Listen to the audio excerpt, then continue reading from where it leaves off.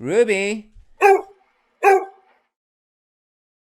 Hi, Mark. Can you talk a bit about what you consider to be free behavior?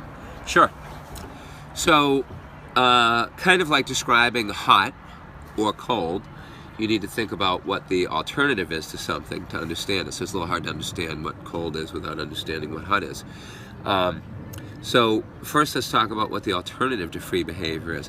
Generally speaking, when people have a behavior problem and they seek out a trainer, whether using reward or some level of force, typically what the trainer does is try to teach the person how to control that dog.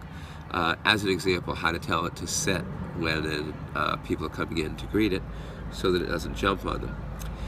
Well, a sit is like putting the dog in a mini prison, and in the sit, the dog is not actually greeting anyone. Dogs never walk up to anyone or anything naturally and sit in order to greet it. So generally what happens is there's a certain relatively small list of things that we don't want a dog to do in its environment. And then generally everything else the dog does is okay. So an example that people have a lot of challenge with is when people come to the door. The dog barks, carries on, pushes in too much.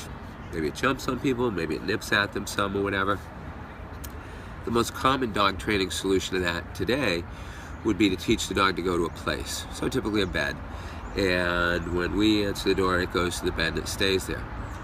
Well, doing that is certainly better than what the dog was doing before, but it's putting the dog in a little mini prison. And I don't mean that in a bleeding heart way. It's just that's what it is. You have to stay there and you can't be involved in this greeting because you don't know how to do it well.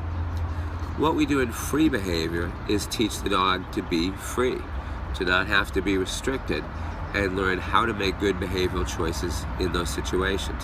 So if the dog can go to the door and be in an upbeat, happy frame of mind, not worrying that they're being invaded by the Huns, and understand that there's certain limits, like it can't go out the door when it's open.